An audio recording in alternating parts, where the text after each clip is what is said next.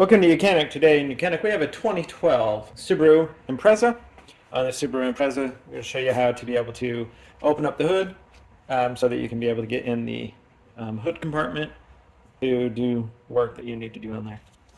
So if your car is locked, of course you can just use your standard key to unlock it, or if you have the push button options to unlock, then you would unlock the doors. If your battery is dead, you'll need your manual key to be able to unlock it. You put the key in the door, turn it backwards toward the back of the car, and that is how you unlock. Turn it forward to lock. And so this is a replacement key of sorts, and so you would manually have to be locking or unlocking this car. There's no push button option.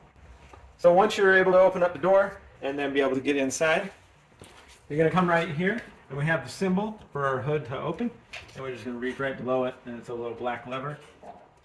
You pull that, and that unlocks the safety latch from the front. And now we can go around front and open up the hood. Okay, so around front here, we're going to just pull up on the hood a little bit. Sometimes if you have the springs, it'll pop up. You just pull up right here above and in the middle of the emblem. We're just going to pull this lever to the left as we're looking at it, and then be able to pop and raise up the hood. And then we'll take our support bar and be able to attach it in the top there to be able to hold the hood up so that now we can do work under there and or jump start our engine if we need to do that. Thanks for watching YOUCANIC, where you can be the mechanic.